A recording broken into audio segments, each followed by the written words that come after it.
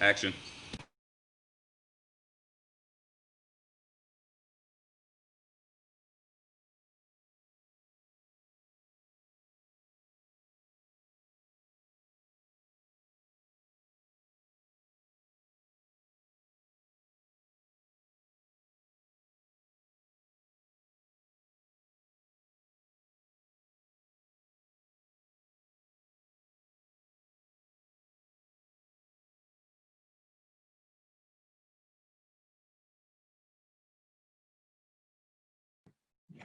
So if you're watching, you didn't hear anything.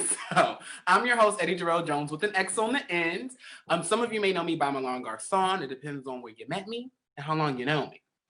Now, tonight's episode is presented by Slay TV and WFH. Now that's work from home, if you didn't catch it. Gotta break it down. Yes. Work virtual background. That's cute. Hi. How are you? I'm finding yourself. I'm doing good. We're waiting on the girls. They were just here. But just talk to me. How are you doing? How was this episode for you? I'm doing good. This was a very emotional episode for me. Because I didn't really want to battle Shorty, and I didn't want to see nobody go home that episode. Well, it's tough seeing anybody go home because I know at the end of the day that we all want the $100,000 and we all have a dream at the end of the day. Mm-hmm. And I didn't like sending or seeing anyone go home. But the fact that I had to battle Shorty and the emotion that was in that battle and this episode it was like crazy. Mm-hmm. So we're gonna break down the episode. Tell everybody where you're from. Legendary just dropped your personal story on the Instagram, and it's been being shared around. And just tell the people a bit about who you are, how you came to find Michaela, where she came from when you birthed the girl, all of that. Well, if you already know, I'm Michaela, the Princess of Philadelphia. I'm from South Philadelphia. How I found Michaela. I don't know. I really wasn't into ballroom at first, and I had my 3 best friends teaching me how to Vogue. I really didn't know how to Vogue. They were teaching me how to Vogue, and I didn't want to do it as a boy. Mm-hmm. I wanted to wear hair. I wanted to wear heels, and my name was Skylar at first. Oh. My name was Skylar, and my gay mother Brooke told me that no, that's not your name. Your name is Michaela. And from there, I took on Michaela, and then that became like my alter ego. Mm-hmm. And Michaela is that bitch where she's unstoppable. Where so that moment where you were like, give me my heels, is given like, do you only Vogue in heels, or like? It depends on how you feel. If you know me, you know I cannot Vogue in a flat. Like, whenever I got like a sneaker on or something like that, it's definitely gonna be an off night. It's gonna be me getting out there playing around. It's not gonna be like a actual me going off type of thing because I only know how to Vogue in heels. From day one, from the first day I ever started practicing Vogue, I did it in a 5-inch heel. So it's just like natural. It comes natural to me. To only do it in a heel. Like for a different person, it'll be easier for them to do it in a sneaker. For me, it's easier to do it in a heel than a sneaker. I don't know if that makes sense, but you know I know it makes sense. Everything. Oh yeah, I know that. Period. Hi, Shorty. Yeah. Shorty, can you hear us? He got to unmute his phone. Unmute your phone, Shorts.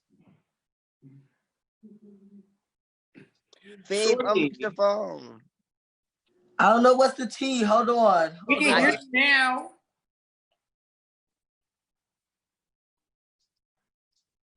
Sorry for everybody that's watching. This is we have some technical difficulties. I don't know what's going on. But no, I was about to ask you. So you're the Princess of Philadelphia. I know when I heard it, I already knew why, because I've seen your Vogue and I saw your Vogue before I even moved to New York. So I already knew what you was given. But what did you have to do to accomplish that title, Princess of Philadelphia? To get the name Princess of Philadelphia, I had to battle a lot of bitches. I am going to say that I definitely had to battle a lot of people. I had at first when I first came out, nobody really liked me. They just thought that I was just that bitch that do a backflip and like that was my only move, or I didn't know no elements or anything like that. But bitch, I had to run through the girls, and I had to make them know it that my backflip is my signature move, and that's how I bring it to ballroom. And if you don't like it, then so be it. And I had to come to realize that it's not for other people to like, it's for me to entertain a crowd, you know? So I am a crowd pleaser. I'm a judge's pleaser. I can care less about what the haters gotta say or anybody else gotta say. As long as I'm happy and I'm going out there to do what I gotta do to win this ball, I'm good. But yeah, Kevin deemed me the Princess of Philadelphia in 2015. Word. After proving I got what it takes, you know, to hold the city down, which I was the only person really from Philly, you know, traveling state to state, out of country, everywhere, holding Philly down. So it was only right that I would be the Princess of Philadelphia. It's no shade, and the same way you hold Philly down, Philly holds you down. Like when you're voguing at a ball and Philly is you gonna get on the floor tonight? Because yes, Michaela's here and she's ready to fucking play. Damn. Dolores Ninja, Mother Ninja, how are you? Hey. Hi, how are you? I'm sorry, I had some problem with Zoom. It was like frozen. How are you guys? Hi. We're all doing this for the first time. Most people haven't had to. I know I've never hosted a show from. You're doing dope. Thank you. But okay, so talk to me. Where are you at right now? What time is it? What's the tea, girl? So I'm in Los Angeles right now, and it's 6 p.m. Yeah, it's where I live now. Work. So you moved to LA. So what made you move to LA? So I'm originally from Italy, and I was born and raised in Italy. And then like I started to do back and forth to United States in New York 10 years ago. No, 11 years ago now. So I was living my life in both places. Then from New York, I decided, because my dream was to be a choreographer and dancer. So the industry was in LA. So I was like, okay, let me try to see what is happening in LA. So I was doing Italy, New York, LA, Italy, New York, LA, a little by little, settle down in LA. But I still go back in Italy a lot. Work. So I want to know, on the show, you definitely y'all all made us know it, giving us your cultural backgrounds in the different challenges and categories, which we love to see it. How important was it for you to bring your cultural background into this challenge and really make sure that the story was told and it was crystal clear when we saw it on the floor? Thank you. Yeah, it was. We try to showcase each one of us culture, and at the beginning we wanted to be like always in the Asian vibe, but we got critiques like from the second episode. The judge was like, "We're tired of the Asian. We want to see something new." So when it was about the ancient history, the ancient army, I was like, I wanna represent gladiators, because I think to represent at the most, you really need to know what you're doing, or you're just gonna fake it. So I know everything about gladiators and Rome, of course, because it's my culture. So I was like, and I kind of share my passion to the girls. I was like, no, you gotta see the gladiators. You gotta know the story because it's amazing. And they got into it. They were like, oh, this is amazing. Right. So we were like, we tried to tell a story, like kind of reproduce the movie, the Gladiator movie with the mean emperor, and then but we were gladiatrix because we represent women, and we wanted to represent not like fragile women, but like strong warriors. So this was the story behind. So your house is the only house on the show, and I would kind of say in ballroom that is predominantly female. So how did the House of Ninja turn into a female-dominated house? So the fact that it's female house on the show, it was more like a production choice, and it's what it looks like in ballroom too, but it's actually not really true. Like we have all the it's not only women. This is kind of what is misreading, or So it is more diversity. We are more diversity, but maybe the women made more noise. So that's why it's with. I said it. Okay. For the ladies. No, but that's not true. Like for example, we like every chapter has like my chapter in LA is predominantly manly, so it's more boys in my chapter. So it was like how the show wanted to represent us. So now we in ballroom is not exactly like that. We have everything. So, and any of you can answer. Shorty, could you just turn? I don't know if you can see it, but you're like a little sideways. So like turn it back just straight up and down, and I think it'll be good. Work. We can see you. Eat it up. But okay, so any of you all can answer, and you may have to unmute yourself. But did your house choose who was going to be on the show, or did the show choose who was going to be on the show from your house? The show chose the people that was going to be on the teams together. Okay, y'all really didn't know like who was going to be on the team. No, well, we did because we communicated inside of the 5M house. So before the show even started, we was all in a group, like a messenger group, and was writing and was getting prepared for the show. We already knew that we were going to have to communicate and make a group page anyway, so we already did that before the show, like 2 birds out with 1 stone. Word.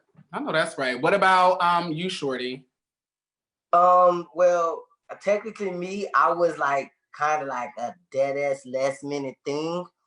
They already had people that was supposed to be on the show, but because it was a lot of job interference and a lot of things that was going on, they finally was like, oh well, who's the better person to take this position besides Shorty? You know what I'm saying? So I really had to be like literally like I had just landed me a job at Walmart as a department manager, and I just landed it, and like soon as I got the job, I got a call like, okay, well, they want you to be on this HBO show. At first, I thought it was like a scam or something. I'm like, okay, I'm not gonna quit my job for this. Just let me know when the information get there. Then we'll go ahead and solve that. But then they was like, yeah, it's real. Send in this, fill this out for your background check and all. And I'm just like, oh, well, it's real. Well, let me put my week notice in. So yeah, like opportunities like this does not just come knocking on everybody's door. I just want to let them know. So like, this was like one of the most best experiences of my life for the longest. Like I've never experienced a feeling like this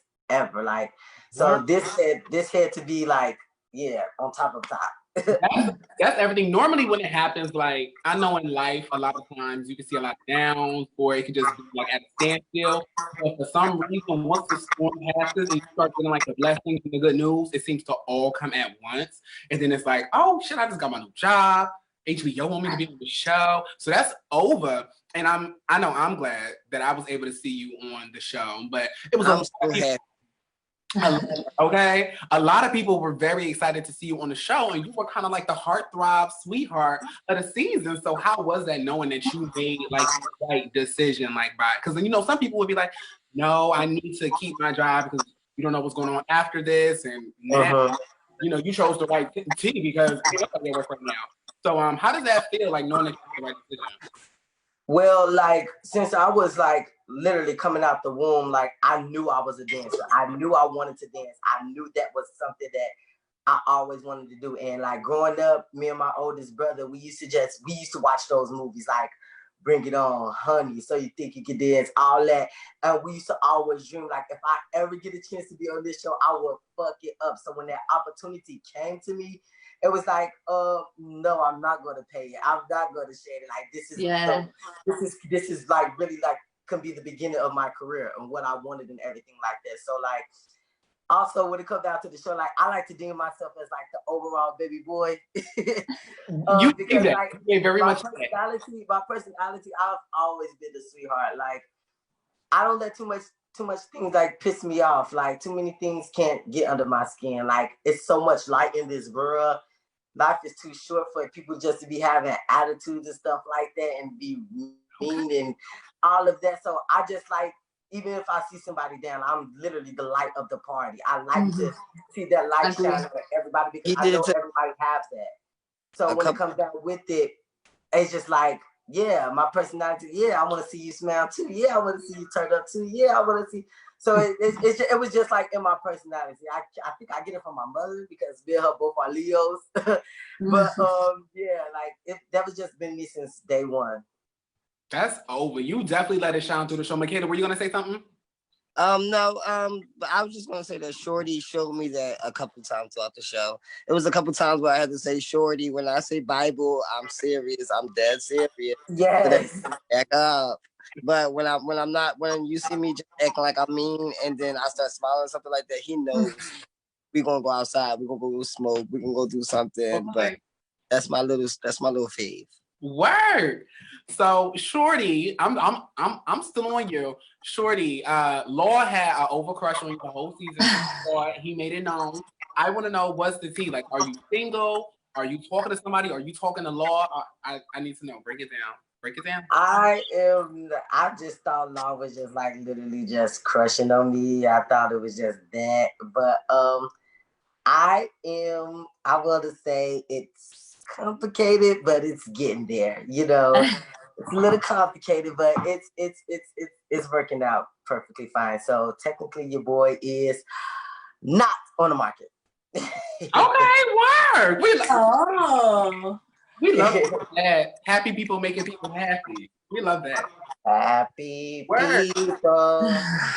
All right now, Michaela, Dolores, y'all not off the hook. What's the tea? If y'all don't want to disclose, just be like, girl, it's not my time right now. But if you want, you know, are you single? What you giving? What's the thing? I'm actually talking to somebody right now. Okay.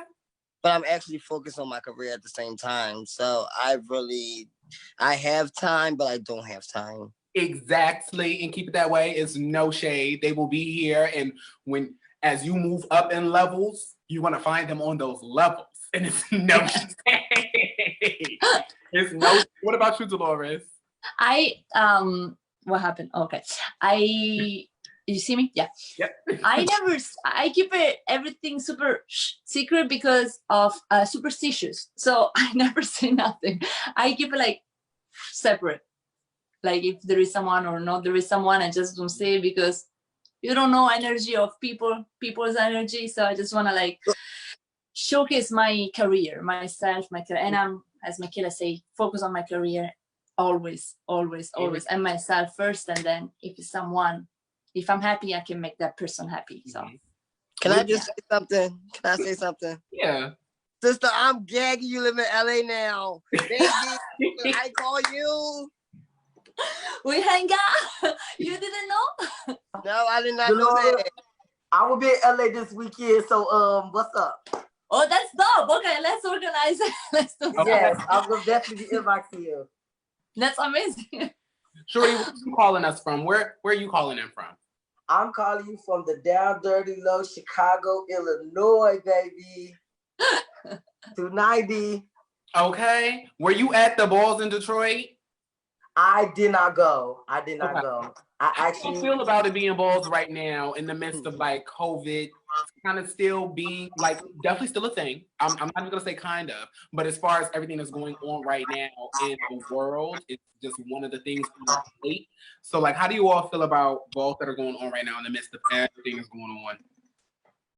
I think it's like a really good thing, honestly, because most of America, I want to say the heterosexual community, they do not know the blessings and the good parts about the ballroom scenes, the stress reliever, the energy, the dope time of seeing the friends and stuff like that. Ballroom isn't really just about voguing and stuff like that. Ballroom actually, I know personally for me, I can't speak for everybody else, but I'm going to say personally for me, ballroom literally helped me out with everything. Like if I would clearly say if I wasn't in the ballroom scene, I wouldn't know where I'd be right now. Ballroom helped me release my anger. Ballroom helped me feel confident in myself more. Ballroom helped me be me and let people understand that I'm me and ain't shit gonna change. So sometimes it's okay to have that community to help you out in this time right now, just for you to remind yourself that you are somebody. You are somebody to be loved. You are that person if you wanted to be that person. So I think it's dope. And plus it was for a really good cause. RP Lavish, I love you. Love you. Can you tell us a bit about what the cause was? So it was about Lavish Prodigy. He formerly passed away. And they were really putting the ball together for him and on the memories of him and celebrating him pretty much in his house. And I supported that 100%. I'm so sad and bummed that I couldn't make it there. But if I could have, I would have definitely been in the building for my baby Lavish. Yes, when you said Illinois, I'm wondering because I know we was watching on live, but yes. So COVID pretty much paused the world. It did. It like gagged because I would have much rather have been sitting on a couch with y'all right here, in person. But I really want to know because I know I had my own plans in ballroom, what balls I was going to, flights I was booking for certain. Where were you at in your ballroom career? What were you excited for, like right before COVID happened? Like, what were you, what were y'all about to storm the scene with before everything happened? I think I was at the point where I was going to take a break because we just had got off the TV show from doing recording every 3 days, having to make up choreography. So I was drained. I was emotionally and physically drained. So I just wanted to take a little bit of time to revamp and come back together.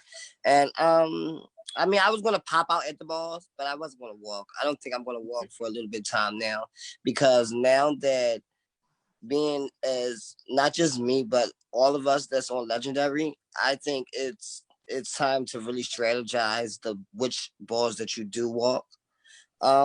Because it's given that anybody could just get you, you know what I mean? And you don't want just going to a ball and voguing and then they just let somebody that just came out yesterday beat you, if you understand what I'm saying. No, completely. What about you, Dolores? I was so even before Legendary, and because until the last minute we didn't know when it was about to start or not start. So my goal changing. Right. For the 2020 goal was like I wanted to get my Legendary status because Jack called me up and coming legend a year ago. So I'm like, I gotta walk and walk and walk and walk because I really, even if it's not this year, but at least show in as much as ball I could, like walk as much ball as I could. So after, if the COVID wouldn't happen, I would have probably traveled and walk to try to get the status and build the chapter in West Coast, in the West Coast. Okay, you had plans for 2020, but just we're still gonna make it work, and we can still fly from home. Shorty, where were you at in your ballroom career right before COVID? Before that, I was just recently I was becoming. They just deemed me a statement. They just made me a statement. So as far as that, I was very much so on the same path as Dolores. I want to get my up and coming status. I want to be a legend. You know what I'm saying? Because I took this, although they like to say ballroom is an extracurricular activity, this opened up a lot of doors for me. Ballroom opened up a lot of doors for me that I didn't even know that it could be open for me. So not only did I want to just achieve that, I wanted to better myself and be a better person within ballroom and outside of ballroom. So my ballroom career, I wanted to keep it going, keep it flowing, keep it, you know what I'm saying, keep it fresh, keep it high, you know what I'm saying, as far as that, because when I first came out, when I first officially walked the ball, I felt like I embarrassed myself. I done hit my head. What happened? Break it down. I walked Virgin Performance. Jack actually was on the, not Jack, MC Deborah was actually on the mic that night.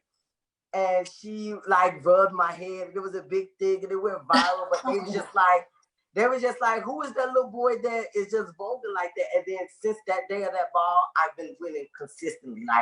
Wins. My first time jumping into my category, Rhythms with a Twist, I won it. You know what I'm saying? I had to battle down, but I won it. I won the 500 from that. So it was just I knew from that point on, it was just ain't no stopping now. Just keep going. Just push myself to keep going. Mm-hmm. Period. Michaela, we lost your video. You really have to click start, but I'm sorry. Work. So all of y'all are at over parts of y'all careers.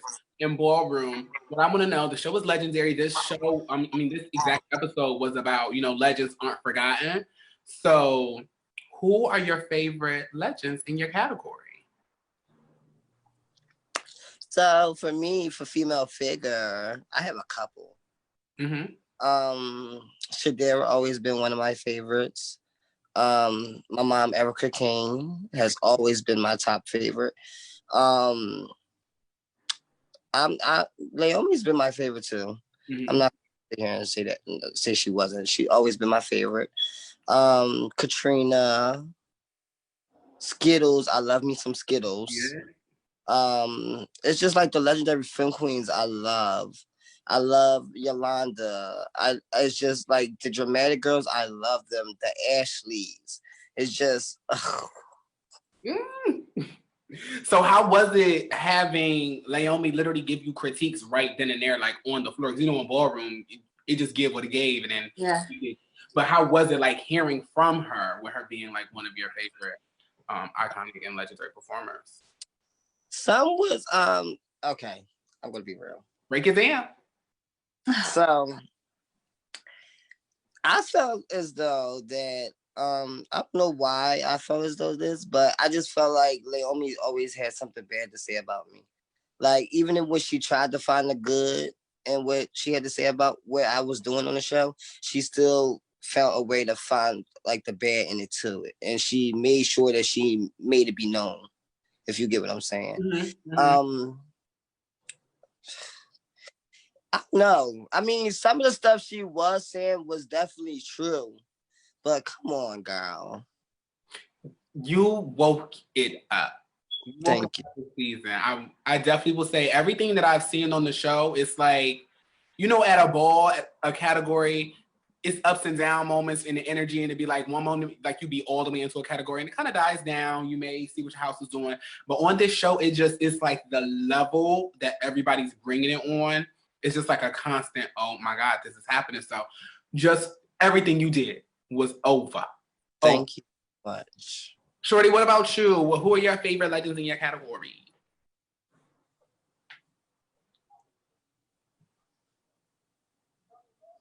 It keep muting and unmuting for some reason. But me, like I have my top 3 picks, of course. I respect, because me, when I was going into the ballroom scene, I did my homework.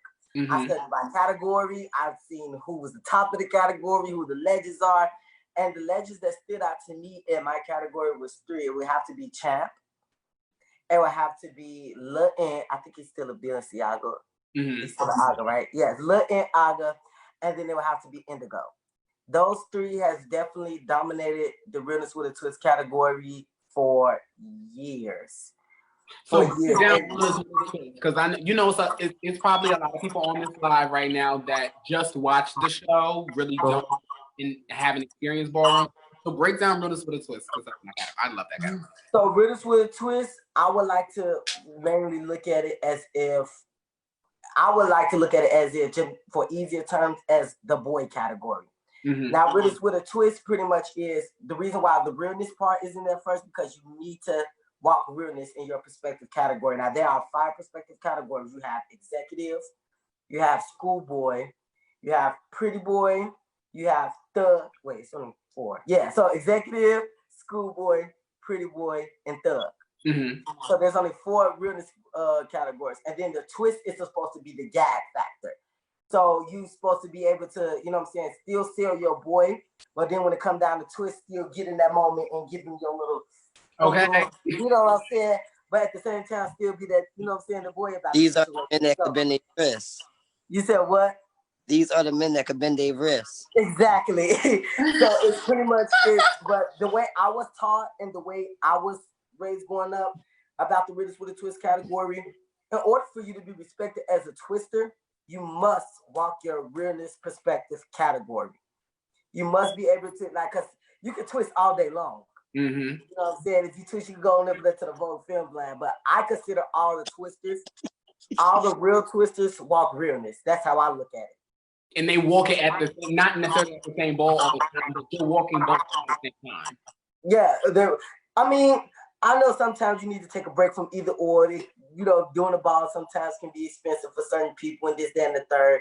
So I don't necessarily say walk it, like I don't, because some people don't walk it often. You know what I'm saying? For me, every time I touch the floor, I'm going to definitely walk Schoolboy, and I'm definitely going to walk Twist. So I'm not going to sugarcoat my category at all. I like to be back in the day, like I used to do it back in the day. Okay. I feel like old school in the man. I feel like people should be known in realness. You know, when they want to walk realness with a twist, you should be known for realness. I should look at exactly. Oh, that's such and such Ebony from realness. He walk realness. Oh, he could vogue. Okay, I ain't know that. I want you to show me how trade you are. Trade meaning boy. See how boyish you are. And I want to see you get on that floor, a little tutu or something like that, and sissy that walk. Realness with a Twist, I think out of ballroom, Realness with a Twist is definitely the most gag factor category, because it'd just be like, you know what I'm saying? You have a straight looking boy, or, you know, traders, they must want to see it, go up there and walk this realness category, and then as soon as it's time for Twist, he's over there twisting and bending and all of that. I ain't gonna say that because you have some drags that be looking like real boys. They cut that facial hair off. And you know, get up in drags and you know, look cunt, you know, I'm just saying. But for me, like, I don't know, is it for me, but like when it comes down to the drag category, like I'm not gonna say I like for certain people with the drag category, I see more of the girl. Like I don't really too much see the boy. Like I know some sickening drags that, like, if I look at them now, I'll be like, you ain't never no drag. You ain't never no drag. You are a cute girl, like. You know what I'm saying? So it's just like me. You know what? I say Beautiful Twist and drag performance is the most gag. Okay, because it sounds like you gagged. I did. I had to catch myself. My bad. Thank you for educating me, Sam. What, Michaela? I had to let her know. Thank you, Mom. Let me know. You're right. I had to think about it because, you know, drags, they use that gag factor category too, because they're just like, oh, wait, she do girl makeup, she gets up in, but then on the outside they like she's a whole boy. They just be like, oh, okay. Mm-hmm. Well, go ahead. Dolores, who are your favorite legends in your family? So for runway, I love Corinne and Vaughn. I used to, when I was Escalita, before even have the courage to walk, I was look at him and be like, oh, one day I wanna walk with him, and it's actually happened a few times after. So for runway, I love him, and I love Twiggy, of course, and then for women's performance, I look up to my sister Chise and Karina Ninja. For me, are the best women's performance, and of course my mother. She taught me Leomi. She taught, so for me, she's the mother of all the women's performers around the world, especially international. They took a lot from Leomi, and she taught a lot to all of us. So, and Danielle Polanco too, but for me, Leomi. What was that pressure like voguing on a competition show in front of Leomi, your mother, and then on top of that, this is like a full circle moment because Leomi was on America's Best Dance Crew, and now she's a judge of a dance competition show. So, like, adding those layers on and who she is in the scene, what was that like for her? So, first of all, I am super proud of her, and I'm so happy that she was able to be the judge, and she was the representing. So I'm super proud of her. And then it was tough because she doesn't how do you say, she's not gonna vote for you because you're just her daughter or she knows you. She was even she was even harder with us. But the moment that she could give props to us, she doesn't care. She say it. So I love it. And if she has to say, girls, I see more from you, she say that too. So I love that she wasn't just be like oh, I don't know to say, you know, she wasn't giving favoritism. That's and why I know that. Chopped y'all. Sorry, baby, I didn't hear it. I said that's why I was gagging when she chopped y'all. Yeah, exactly. I was like, okay, but I appreciate it because I even when I walk, if she's judging, I want to receive because I deserve it. I don't want to be read the day after that I want just because she's my mother. You know, I want to. You're never gonna get better. Shorty is having like a little bit of bounce back through your video, so that I think that's why he can mute me. Yeah, I don't know why, but So let's keep it muted because whenever we talk, we can hear ourselves talk through your. Do you have your phone sit down, Shorty? Yeah. You're not supposed to have it on the speakers. No, it's not on the speaker. It's on my. Let me fix it. Hold on. Let me put this damn thing together. Now it's better. If you put it on a surface, it's gonna. I'm gonna have to turn it sideways then, guys. Hold on. Because I'm using my legendary mouth that they gave me.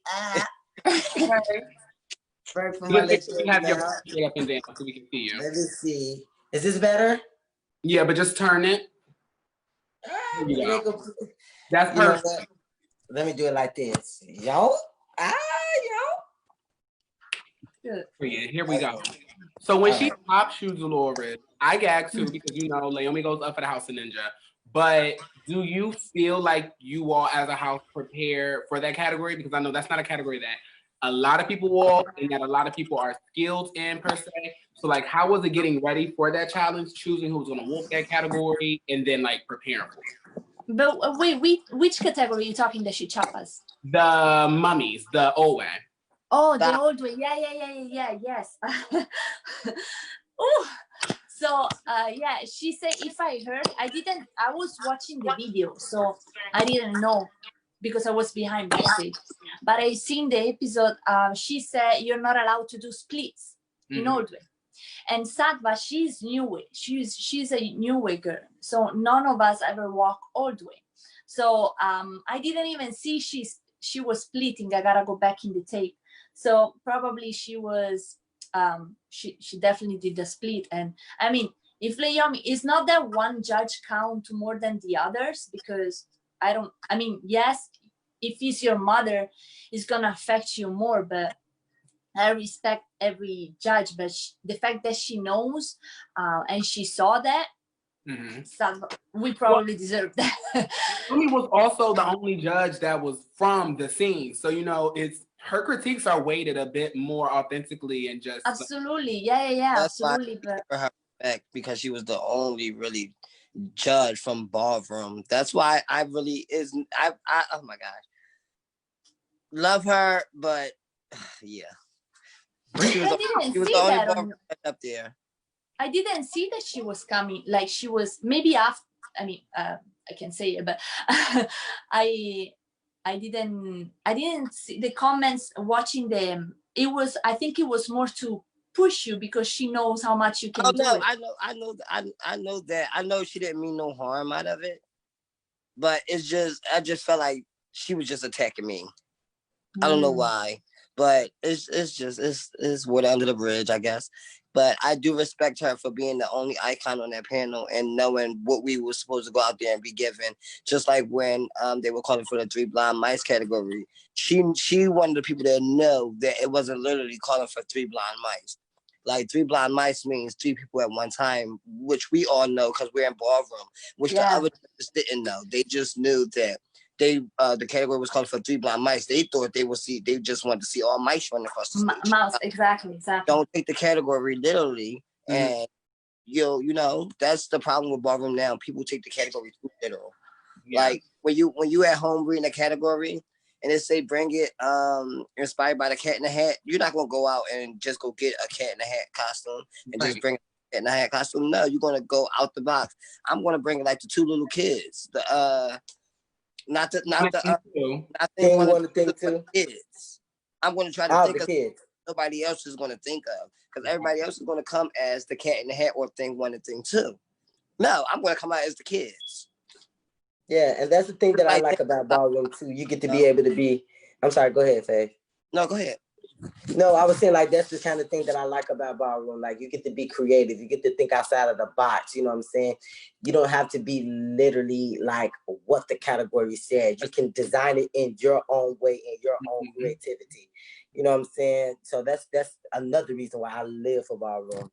And that's where the creativity comes with in ballroom, and that's where a lot of the people in the straight world see us, and then they see our productions, they see what we like, how creative we are, and yes, they want to work with us, and that's why the ballroom scene is getting so mainstream now, because they see that we're regular human beings just like the straight people. You understand? We're not monsters. We know our business and we know what we're about, and we know our community, we know our history, we know where we came from and where we want to be, but that don't make us monsters. Like that don't mean don't work with us, you know? I don't know. No, that was everything, girl. That's the truth. That's how it is. It's like shows like this allow people to actually see what's going on in some sense, you know, because it's not completely authentic. No, it's not complete. I'm not going to say it's completely ballroom because there are some things that you probably wouldn't see in ballroom, but there are some things like me and Shorty Battery you will see in ballroom. That's what I want to talk about. I want to break it down. That was my God. That y'all don't know how many times. Oh my God, do not, all I'm going to ask is do not make me cry on this live. Please don't. I'm going to do my best not to, but y'all, I was in the audience for that episode. So I remember seeing your face. That's the funny part about it. I remember seeing your face. I was like sitting right behind Law, I think. I kept like looking like, what is going on? But when y'all came out, it was already emotional. We all know what it gave in the room. But that battle, I rewatched it so many times today. Y'all fucking carried. Y'all like left it on, like when people say, oh yeah, just leave it on the floor. Y'all left it on the floor.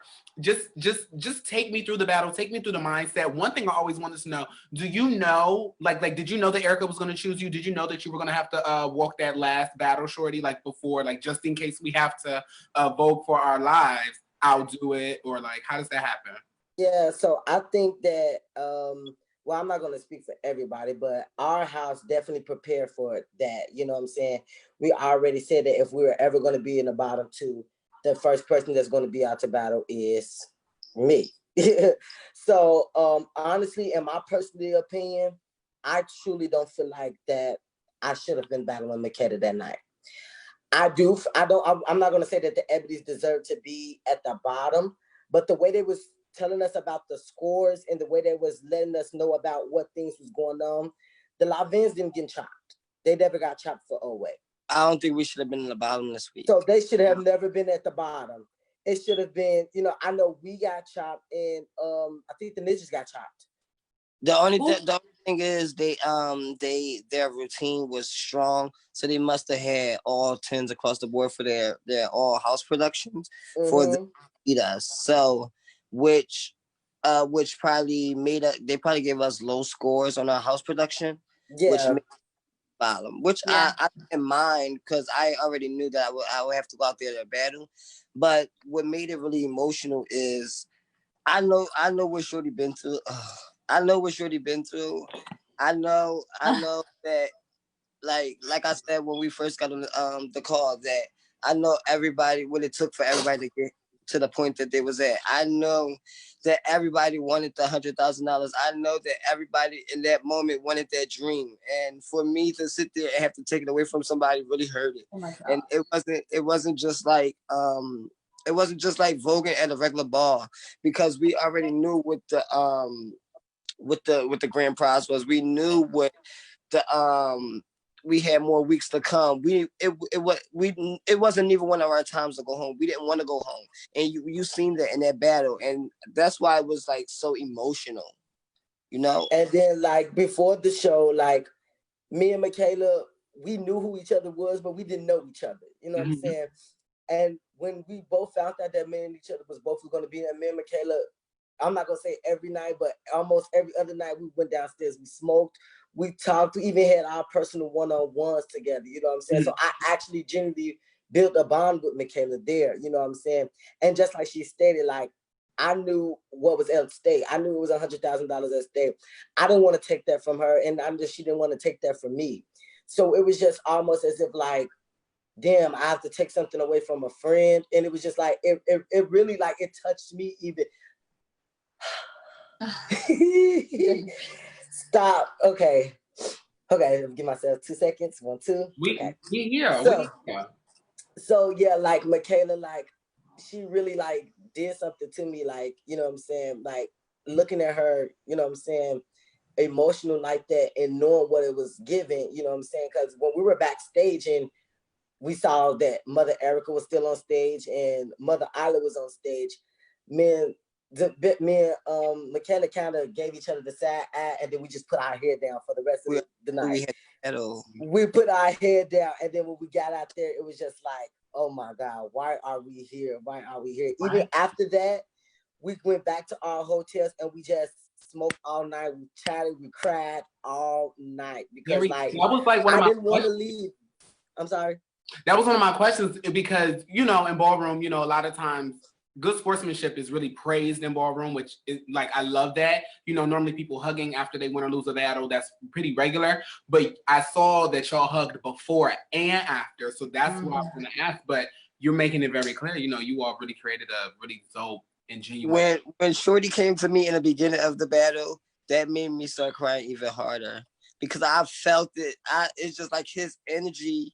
When he hugged me, his energy bounced off of him and bounced onto me. No, and I felt that he wanted it. I felt that he was like, I just felt like he was about to destroy it, and I knew he was about to destroy it. Like, because I know I watched Shorty clips before. He ain't no virgin. He ain't no baby. He knows what he got to get out there and do. He's seen my clips before. He know what I'm capable of. He knows that he has to tick off on me. And he does backflips. That's the tea. It's like, I almost had a moment where I'm like, did the show just want to make it hot because they know both of their abilities and they know that this is an over moment?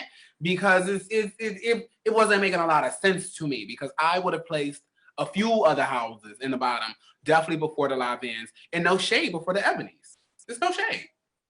I really this was the Ebony's. This episode was the Ebony's best performance, and that's why Megan said what she said. I think she said, "Damn, you picked a good time to bring it out." Because if you really look at it, Shorty, you were Rogan, but you wasn't given what you gave that last episode all season. If you know what I mean, you know. I don't know if Ebony didn't give you a chance to showcase what you could do, like, you know, on your own or whatever.